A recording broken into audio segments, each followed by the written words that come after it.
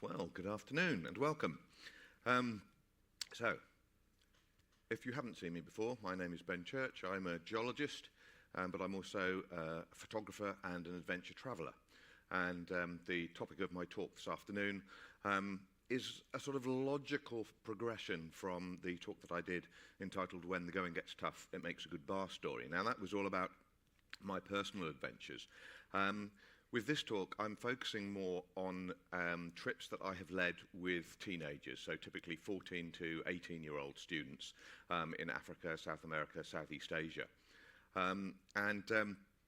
With these trips, I go to, lots of different places. So having had a career of 26 years as a teacher and also a few years working on oil rigs, I've been able to visit many places around the globe and even wrote a book about it. But after working on the rigs, I started teaching. So there's me with less fat and more hair. Now, as a teacher, I taught geology and geography. But I also led the Duke of Edinburgh Award in the school. So I led that for 5 or 6 years. And it's a really good way that students can demonstrate their non-academic qualities, qualities that are in great demand from employers or from university admissions tutors. With the Duke of Edinburgh Award, there are 4 main elements to it. First of all, there's physical recreation.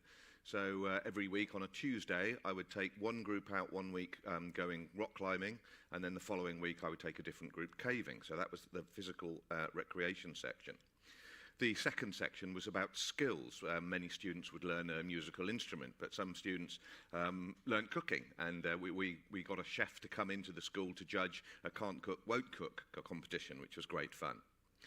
There's also a volunteering section, or service section, and very popular in this field was the St John's Ambulance First Aid course, using resuscitation, the most kissed lips in history.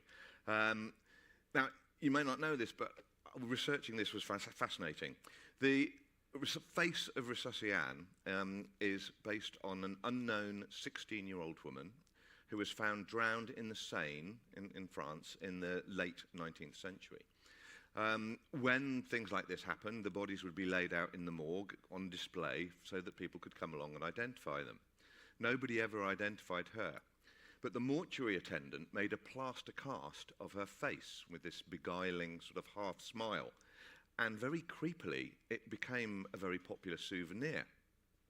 Fast forward to the years just after the Second World War. And in Norway, there was a toy maker, and he was experimenting with the use of early plastics. And he used the face of Annie for making a plastic doll. Now, a couple of years after that, his son nearly drowned. In response to this, he developed the cardiopulmonary resuscitation doll, the resuscitation, which became mass-produced in the 1960s, and since then has saved 2 million lives. So, little aside. The fourth element of the Duke of Edinburgh Award was the expedition, and this was great fun, where I would tutor them, teach them about navigation, about campcraft skills, and so on. And then they would go out and do a residential expedition. So it would be 2 days and 1 night for the Bronze Award, 3 days and a couple of nights for silver, and then 4 days and 3 nights for the gold. So it was a great experience. Some of them, I think, thought that DOE didn't stand for Duke of Edinburgh Award, but dangle off everything. They just tie things onto the outside of their rucksack. However many times I told them, don't do that, they'll fall off or they'll get snagged and you'll fall over and hurt yourself. And some of them with the navigation, oh my goodness, they could have got lost in their own sleeping bag. But they did learn, and the great reward for me was that often I'd see students years later and they would tell me that their Bronze Award expedition had started them off on a lifetime of outdoor adventures. Now, as I said, I worked doing this for 6 years or so. I was doing 1 night a week. I was doing a couple of lunchtimes a week. I did about 15 weekends a year and 2 one-week residentials a year. So I went to the governors and said, look, I'm spending a lot of time on this. Would there be any possibility of getting a little bit of a time in lieu or maybe some money? And they came back and said, no, purely voluntary role. And so I said, oh, okay, and I finished that year and then started doing something else. And then there were 2 staff doing what I'd been doing, and they were getting paid for it. However, it worked out well for me. I chose to put my energy into leading these adventure travel expeditions with young people. Now, my primary role was health and safety.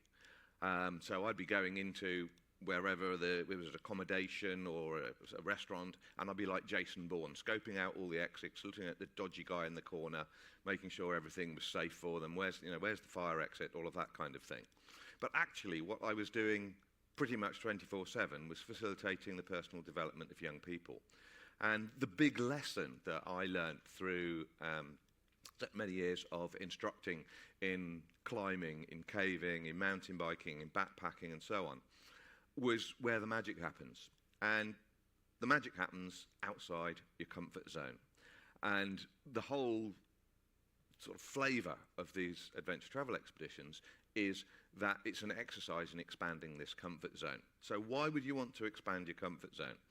Because when you expand your comfort zone, you will find benefits in pretty much every aspect of life, through learning and through growth. So what I do is I help students to get through that fear zone, and I push them out further and further, a little bit further each day. Many of these expeditions are 28 days, so there's plenty of time for this. And they get into the learning and finally into the growth zones. So a superb vehicle for facilitating personal development. And I would encourage all of you to encourage your children or grandchildren to go on some of these trips. However, it's also important to acknowledge that it doesn't have to be as extreme as some of the trips that I lead. The definition of adventure varies. True adventures all have one thing in common. They all take the adventurer outside their comfort zone. And this applies to any kind of travel, including going on a cruise. Age doesn't matter. The definition of adventure, the size and shape of your comfort zone changes with time. It's not less, it's just different. So I hope that you will identify with many of the learning points that I'm going to highlight during this talk, and I hope that you will recognise and apply them to your own travels. So let's look at the structure of these expeditions. There are a series of phases, and the initial phase is, unsurprisingly, acclimatisation. So these students here have changed a load of dollars into local currency, and they're dividing it up and figuring out how they're going to run the budget, because they run the budget. And unless they're going to try and book into the Hilton on the first night, I allow them to make mistakes. Similarly, if they're waiting for a bus and the bus turns up on the other side of the road and they don't get on it, then I'll let them miss it as long as there's another bus that day or the next day. If it's not a week till the next one, then I'll probably make a few suggestions. So they'll sort out the money, they'll get SIM cards for the team mobile phones, they'll contact all of the pre-booked accommodation to confirm it, they might investigate booking onward transport and so on. And they'll also be getting used to the culture, the climate and so on. So when they actually go on the trek, when I first started this, it was full-blown trekking, so you'd have a full rucksack, you'd be completely independent, carrying all of your food, all of your camping equipment, and so on. Some of the best ones that I've been on, we'd be cooking on an open fire for a month. Absolutely fantastic. I have to say that my view is that over time, the distance that the students walk and the amount that they have to carry and whether or not they do any cooking has reduced quite significantly.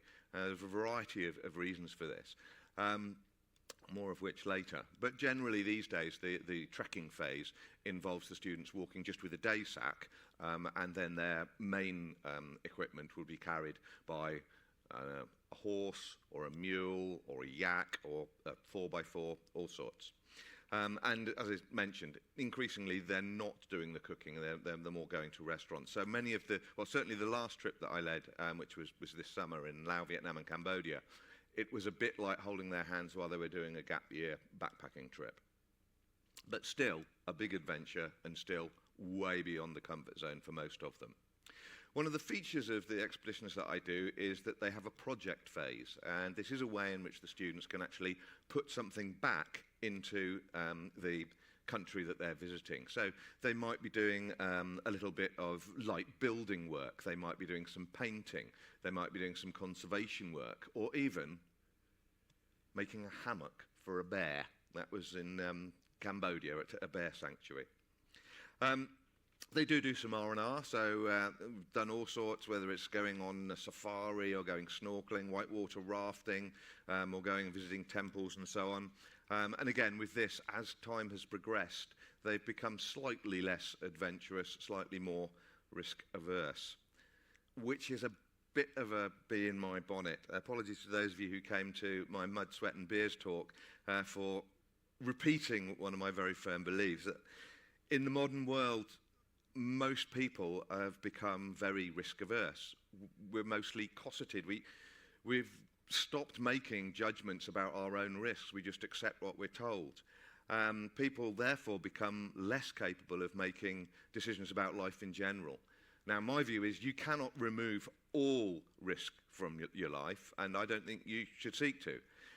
But if you can do a dynamic, ongoing risk assessment, you can still have fantastic adventures, but safely, and that's what I do with these students.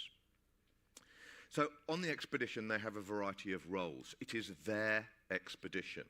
The main principle is that the students have raised the money for it, and they will lead the expedition. So each day, one of the students will be the leader. They will organise the transport, the accommodation, the food, the provisioning.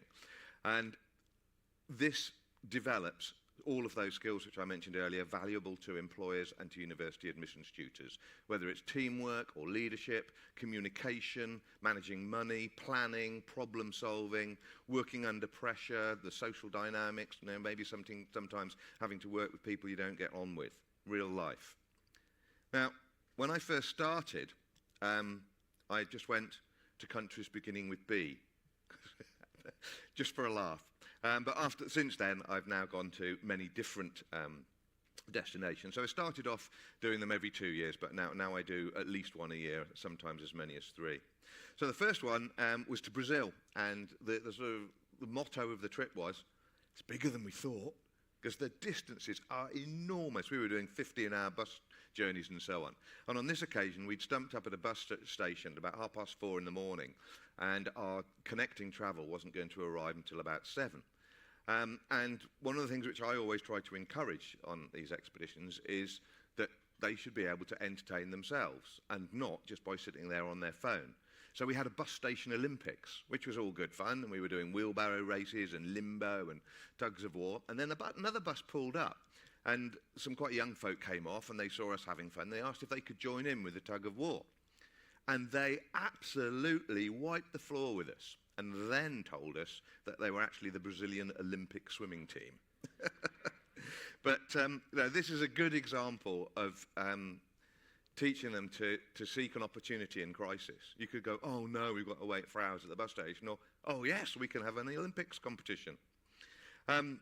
So with the trekking, they soon learn how to be organised. So you can see Richard there, top left, with his kit explosion, which is very common early on in expedition. They soon learn if they're sharing a tent with 3 people, they've got to get much better organised than that. So we had great fun going pony trekking, doing some trekking through the jungle. We did some piranha fishing, so Amy there proudly displaying her piranha, sleeping in hammocks with a basher, which is like a tarpaulin rather than a tent over the top. And Amy is a good example of the fundraising for these things. Yes, they're not cheap, but the best teams are the ones that have raised the most money themselves. And Amy was from an underprivileged background, and I helped her to get a grant from the Prince's Trust. But some of the students had very innovative ways of raising money. So, for example, one lad, his mum and dad had a trailer, so he'd chop logs, and then they'd go around delivering these logs on the trailer. He did really well, invested his money in a hydraulic log splitter, went all the way through university without having to go overdrawn as a result. So, innovation.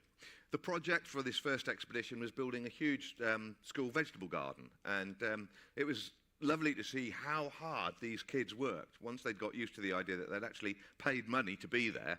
But they really worked, and they got very engaged with it, and they became very passionate about the projects and felt very proud about their efforts to really make a difference, and also a great opportunity to interact with the locals.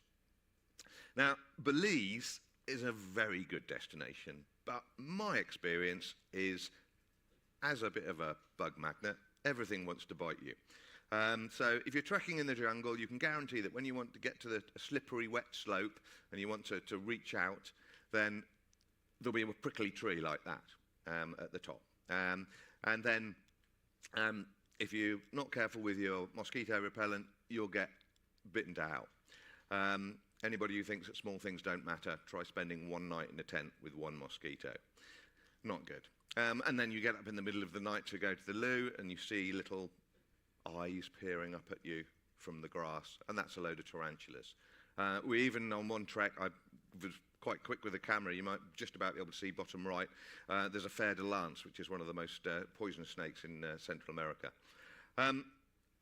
Health warning, next slide, not for the squeamish.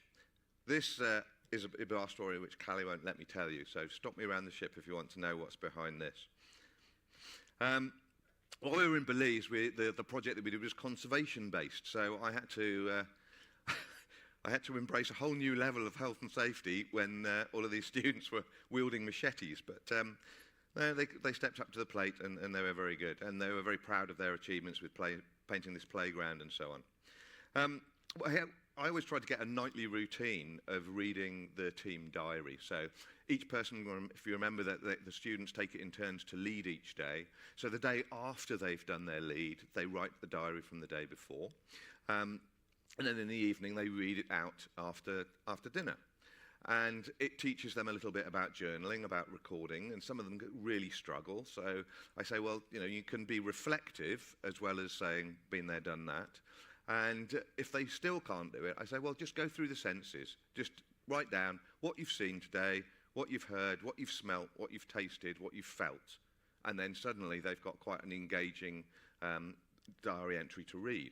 And it did become a little bit of a competition of who could do the funniest one. And we did have some hilarious nights. I mean, my cheeks fair ached with grinning, as they say in Norfolk. And then on one night, a scorpion dropped out of the roof onto the table, which resulted in further hilarity. It's so much better to record your adventures in this way, rather than just being on the mobile phone in isolation. And a case in point, I did an expedition in Nicaragua, and we just come off a big volcano trek, and I asked the team what do they want to do, and they said, oh, right, what we want to do is we want to have a pizza. So we found a pizza place, off we went to the pizza place. I didn't have anyone to talk to. Every single person, including the 2 staff from the school, on their phones. So they need to learn to put them away. And I had that experience this summer. Gone to Angkor Wat in Cambodia. World Heritage Site, absolutely incredible. And this lad walked about 200 metres, sat down, and then played on his phone for 2 hours. And another lad fell asleep after playing on his phone. So you can see a butterfly landing on his hands. And he missed that completely. Now, I'm not complaining, I'm just making an observation, and my role is to facilitate their development. So I have a debrief with the students and to discuss this lad's addiction to his phone. He was on his phone for 10 hours a day. And I like to think that by the end of the expedition, we had actually made some efforts to reduce his screen time. Back in Belize, so R&R there, fantastic. Sharks Ray Alley, so you're swimming around and you look down and there's a shark there that's longer than you are. Now the guides I say, oh no, don't worry. They've got thousands of sharp teeth, these things. Don't worry, they only bite if you tread on them. So you can imagine the conversation that I had when I was talking to the health and safety woman back at school after this one. But it was a good lesson about perceived danger. Get well informed, know what the risks are, know what the hazards are, how likely they are to happen, what the consequences of them happening are. That is what you do in a risk assessment, and then you can have a real adventure, but safely. In Botswana and Zambia, there was one morning where we're setting off for the trek, and normally I can get a good team to go from wake up to walk out from the campsite in an hour. including breakfast. This group took 3 hours, and I had a bit of a sense of humour failure. I ended up sitting on my rucksack. But it was a learning experience. Don't be possessed by the faff genie. Don't be the one person that everybody's always waiting for. They don't raise money for these tours just to sit around waiting for somebody else.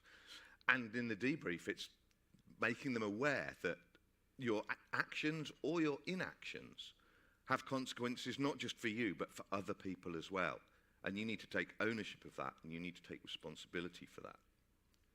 The project we did there was superb. We were at the Bannermetsi School for Troubled Boys in the middle of the bush, street kids. And this gave my team an awareness of a completely different kind of life. And it made them appreciate far more what they had, their families, their home, their education. And many of them were really very emotional when they were discussing this in our debriefings. They did some great work. They dug a trench for a water pipe, installed that. They made clay bricks for building a new classroom, did a bit of light building work, did this fantastic mural. Apologies about builder's bum. But it really brought everybody together doing the mural because they were all participating in it. So it was about taking pride in a shared project, not just an achieved goal that is shared, not just about being individuals. Now, one of my favourite memories of this tour is this chap, Steve. Now, Steve, when he was 12, had a bit of a stroke. So he's partially disabled down one side, got very, very weak left arm, left leg, and a not great sight in his left eye. And we were messing about in the team and started arm wrestling. And Steve beat everybody in the team. And the local lads were all looking on, and then they said, well, can we have a go? And Steve carried on. He's an absolute machine. And by the end of it, excuse me, I always fill up when I talk about this, he beat every one of them. And all of those local boys were shouting for him. And it was fantastic. Now, that is the reward of leading. Not the £70 a day I get for taking people halfway around the world and up mountains, but memories like that. Absolutely fantastic. But you do get other rewards. So on R&R here, Victoria Falls, or on safari. And just look at Georgie's face there. She was passionate about elephants, and this was her dream come true. But the lesson that I was teaching them was, you've got to have a dream in the first place to make it come through. So think big, be bold. In all of my time of leading expeditions, I've only had one kid who really was beyond salvation. Sexist, misogynist, racist, homophobic, ableist, absolutely dreadful. And he went onto the plane at the end of the expedition with his feet like that. And when I went back, I had to give a feedback to the head. And I just handed her my report. And she said it was the only time she'd ever seen me speechless. So that was a little disappointing. But the exception. So in Borneo, I'd normally take a female member of staff from the school where I was working at that time, and I put up an advert on the staff notice board, Ben Church needs a woman for a hot and sweaty month in the jungle. And nobody applied. So I had to call in the help of my friend Julie, who you might remember, she of the leopard knees in the Mud, Sweat and Beers talk. And she came along as my female member of staff on this one. And we did proper adventurous treks, and you can see on the top right there with the parangs, equivalent of a machete, and drinking from the water vines and so on, and sleeping in hammocks. Absolutely fantastic team. And actually the lad at the top right with the bandana on there, I was his wedding photographer about 10 years later, so I do keep in touch with these students. The trek was very wet, so verging on trench foot, and I did have one of the students who went over on their ankle, and one lad who did cut himself with a parang, so we had to evacuate them. So 5 o'clock in the morning in a dugout canoe with an outboard on it, bailing like crazy, going upriver, arriving in a small village, trying to find a 4x4, finding somebody's uncle had got one, getting in that, driving kind of sideways up this muddy road, getting into town, and then getting seen quicker than you would in the UK. And the ankle wasn't broken. We'd done a good job on steri stripping, which is a bit like a stitches without the stitches, like a plaster that does the same job, with Joel's hand there. And it was one of those situations where, yes, there's a crisis, but if you pause, reflect on it, and then respond, you're going to win. So what I always tell the students is, stop and breathe, make a plan, and get on with it. But the students that I had to evacuate, they had a bit of what the youth call FOMO, the fear of missing out. And they thought that they were going to miss doing some stuff that the rest of the team were doing. And I was going, no, you need to be a bit more proactive here. You need to make things happen. You can make some memories here. And fair play to them, they ended up going to a crocodile farm. And that's a picture that, all of these photos are mine.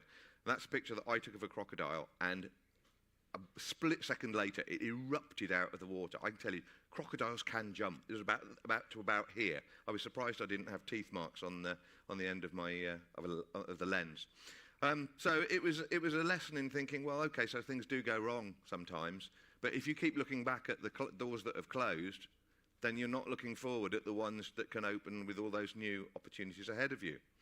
So the project there was building a porch for the church in one of these long houses. The students loved work. They could watch people doing it for hours. But no, to be fair, they actually learned that different people in the team had different strengths, and they all played to their strengths. And I also tried to teach them about their photography to be non-intrusive, to engage with people before you start taking photographs, and not to just be on the outside looking in, sticking the lens in people's faces. The lad bottom right on the sports day, Sean, I would not have been surprised if he'd turn up with his boots on the wrong feet. He was completely disorganised. He was also socially very awkward, but he was another fantastic success story. By the end of this expedition, he was a changed young man. He was very confident, and he was much loved by the team, and he'd improved his personal organisation. So it demonstrated that we can change. We can change large elements of who we are if we've got, as an individual, determination, and if we have the support of the team, of the people around us. So fantastic R&R, looking at the orangutans and so on. And bottom right, lesson in, listen to what Ben, who has experience in these things, tells you about tropical sun. And on the bottom there, with the sunset, I mean, that was our final meal in Borneo. And I always say you can plan and you can make memories, but to get that extra layer, you've got to have a little bit of magic. And we had it that night. That became a legend. In Ecuador, climbing in the Andes, it was an all-girl team. They really didn't think they were going to be able to do it. And they did. They got to the top of a volcano, 4,721 meters high. On the way down, it was very, very muddy, and I can remember one girl struggling on, going, "Oh, all I want is a pavement." But they did it. And when we were debriefing afterwards, I was saying, well, you told me at the beginning that you couldn't do that. So what other things in your life do you think, or did you think, that you couldn't do, that now you have a belief that actually you could do it? So great R&R there with all sorts. We went to the poor man's Galapagos, but all sorts of blue-footed boobies and whales and all sorts. In Bolivia, again in the Andes, our guide down there in the middle was an absolute card, Manuel. There was a girl on the trip called Olivia, so Olivia in Bolivia, and she was going, "Oh, it's so steep, so steep. Is it easier tomorrow?" And Manuel goes, he's flat. And we discovered the next day that Manuel Flat was anything less than 45 degrees. So lots of carnival, so jumping in at the deep end, that's sensory overload, getting engaged. And this team, they called themselves Team Special. And I think here on the Uyuni Salt Flats, where they're messing about, got this great sense of fun, and that not always trying to be cool. And I think it's really important that we all maintain a sense of fun. So whenever we have the cameras poked at us, when Callie and I are getting on board, we always goof about and get a silly photo. So I have also done a great expedition in Mongolia, and this was really out there. This was both some trekking on foot and some pony trekking on the Mongolian steppe, with most of the kit being carried on these yaks and cooking on an open fire. It never ceases to amaze me how kids these days, they can't light a fire. I mean, they can't boil an egg, but then they can't light a fire, although they've never used a spade. And so these are simple skills that I try to develop with them. And if you're cooking for the whole team in a wok on an open fire, you've got to be pretty organised, and you've got to think very carefully about how you provision for the team. The milk churn there was a Mongolian barbecue where they slaughtered a goat, and that was really hard for a lot of the team. They didn't have to watch, but some of them did, and it made them really realise where their food comes from, which I think in the modern world a lot of people forget. They put all of the meat and the veg and everything inside this milk churn, seal the lid, and then put it on top of the fire. And then when it's all cooked, a couple of hours later, you get these two big guys will sit either end of a log that's on top of the lid, and then they'll release the catches, and then they'll tip the log off. The lid flies up in the air, and the smell is fantastic. Really, really good food. But trust me, those Russian saddles are instruments of torture. You can see there's a bit of rebar, like a metal rod at the back. My secret weapon was I put a bit of carry mat, a piece of camping mat down the back of my shorts to protect me. And then you can see one-legged wrestling. This is something that I introduced to all of my teams. So basically you're standing on one leg and you've got one hand holding the bottom of your trouser leg, and then you've got the other hand on the back of your head. Not easy to do on a moving ship. And then you have a ring made of rope, and you just have to barge the other people out of the way with your shoulder. So it's pretty safe, really. And these Mongolian cowboys, if you like, they loved it, and they're so competitive. And you know, we introduced it, and they had a bit of a laugh doing it after this. But then a couple of nights later, I caught them. They'd gone round the corner, and they were really giving it some together. In Madagascar, very wild, so we had to rebuild bridges when we came to them. So the driver's mate would hop out, put lots of bits of wood across the bridge. We'd drive across, they'd pick up all the bits of wood, stick them in the back, and off we'd go. I was sitting in the front seat with my legs either side of a big plastic container, which was the fuel tank. So health and safety, here we come. And you know, having fun, we proved that chameleons can't do ginger. And making memories. I was really chuffed when some of the lads asked me, "Sir, can we get up before it gets light and walk up to the top of the escarpment to see the sunrise?" And I'm going, yes! So we did that. Fantastic. On that same trip, we did one of my favourite projects. We had to walk a couple of days from the nearest roadhead to get to the village. It was very remote.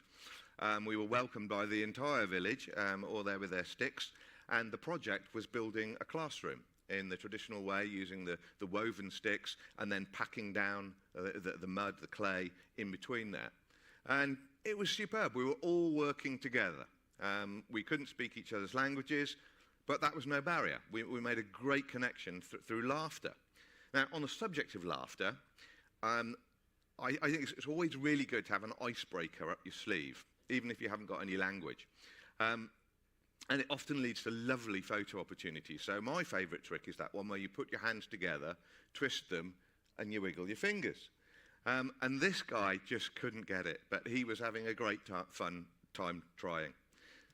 So the main language is the international language of nod and smile. Gets you a long way.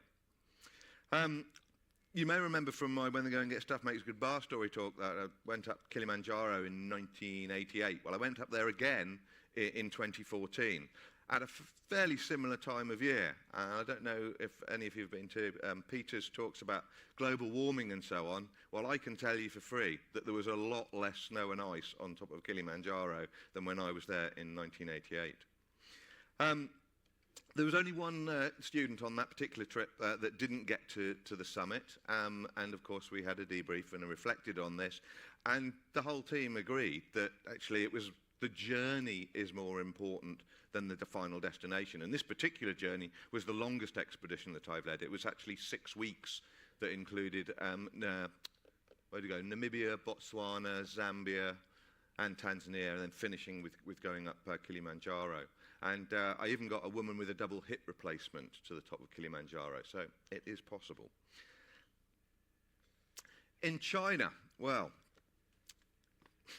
if you have a look at the chap top left, now that's not in China, that's a chap that I used to work with in an outdoor shop in Cotswold Outdoor, and he frequently worked in the footwear department. I took him mine exploring. He's got his wellies on the wrong feet. So I stopped him, and he said, what? I said, I just want a photo, just want a photo. Anyway, on this expedition, I do a training expedition before I take them abroad.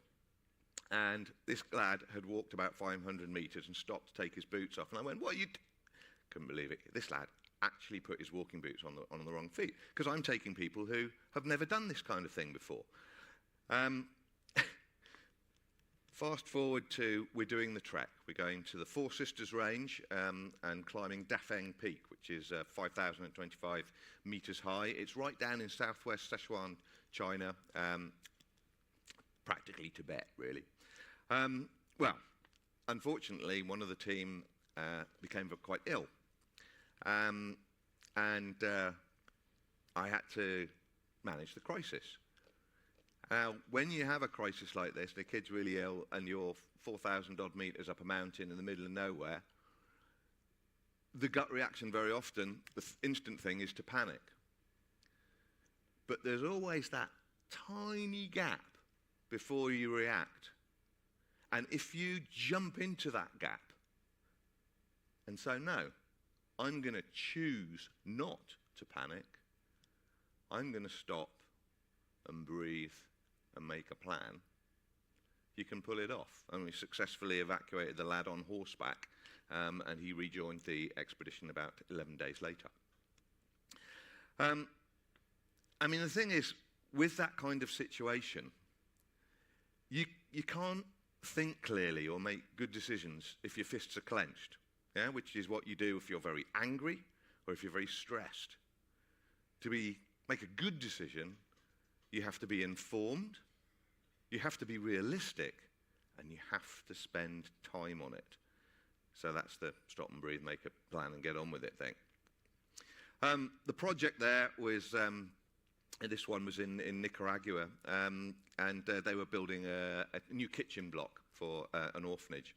And you can see at the bottom there, these students dancing in the rain, just being positive, absolutely fantastic, making the best of every day, which was lovely to see. Back to Cotswold Outdoor. I was stood at the front desk one day in Cornwall, Truro, on the Lemon Quay, and this gentleman was just about to leave the store with his little girl, who was about 5. The heavens opened. It was biblical, raining stair rods. And this little dot looks up and goes, "Daddy, will there be a rainbow?" And I said to him, "Mate, you have nailed parenting right there." And that's just so heartwarming. I love that. R&R. Sometimes you need to learn the benefits of an early start. So here we were in Peru, and we visited Machu Picchu. Now, it's one of these World Heritage sites. It's extremely popular, often very, very crowded. But I said, look, we need to make an investment here. It's going to be worth it. And by this time, R&R is normally towards the end of the expedition, so they kind of knew how I work, and they'd learnt the benefits of what we call an alpine start.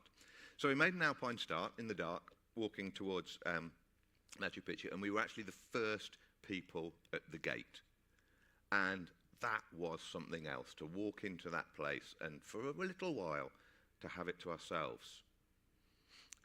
And the reason I really wanted to do that was, well, it's exemplified by, there's a Welsh poet, W.H. Davies, in 1911.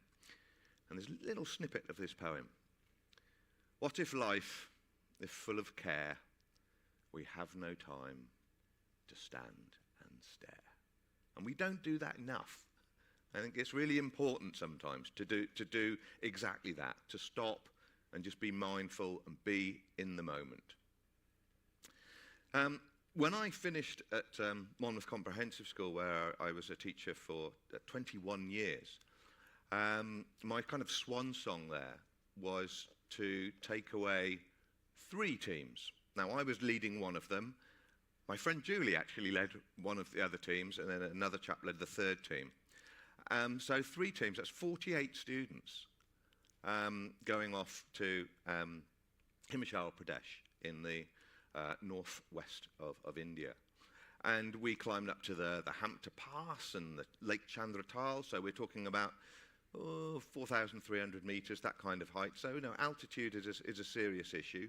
We had walking across glaciers. We had, as you can see bottom right there, a loo with a view. Fantastic. We did some river crossings. That water was extremely cold. And we had a wonderful time. You can see the top right there. That's at the Hampton Pass. Hampton Pass is 4,287 metres above sea level and has better mobile phone reception than I get in Cornwall. So I got 4 bars on my phone. Cornwall, none. But an absolutely superb expedition. Their project was based at a school, so they dug a great big trench and built a wall around the school that was required. The girls on that group, they were all from the dance group at school, and every opportunity they'd meet up with the locals and do dancing. And actually, on one of the fundraisers that we did, they put together a whole dance show. It was fantastic. And then with the R&R, we stayed in a Rajasthani palace, for goodness sake. They watched the World Cup and saw England beat Slovenia 1-0. You can see they're in full voice there. Absolutely fantastic. But I think what exemplifies their positive and proactive attitude wherever they went is something which they made up in the bus on the way to the airport before we'd even started.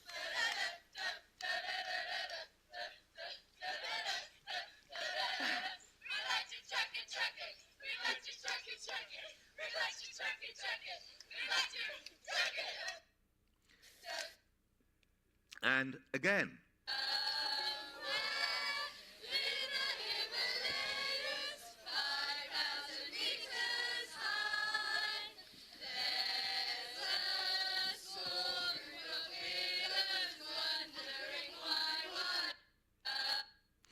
so people always ask me when I'm taking a group away, they go, "Oh, what's the best expedition you've been on? What's the best team you've ever had?" And my answer is always the same. Best expedition, the one that I'm on. Best team, the one that I'm with. And I think that's the right answer. But if somebody really pushed me, I'd have to say...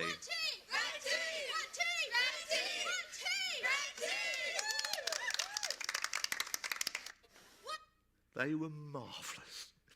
So, this year was Laos, Vietnam, Cambodia. Next year, I'm leading again in Borneo. So a few little takeaways for you. I hope I've convinced you that travel is a great vehicle for facilitating personal development. Hope that maybe some of you will encourage your children or grandchildren to perhaps go on similar expeditions. But I hope that you also can appreciate that you can grow yourself and expand your comfort zone on your travels. So remember that where there's a crisis, there is usually an opportunity, although it may be hard to see at the time. Focus on the opportunities ahead of you rather than the ones that are denied behind. Be proactive, make things, make memories, and then if you're lucky, you'll get a bit of magic and you'll have a legend. Make every second count. Stop and breathe, make a plan and get on with it. And don't forget to stop and stand and stare and be in the moment, appreciate what's around you, not what's on your phone. So you'll have to check on the Daily Times, but my next talk tomorrow, should be tomorrow, 9:45 I think, is a journey to the centre of the Earth. So back to geology again, looking at how we have determined Earth structure and composition. And then finally, day after tomorrow, fittingly for the end of a cruise, talking about extinction with meteors and dinosaurs. So thank you to the techs, thank you for coming, and if you have any questions, I'll be at the back. Thank you.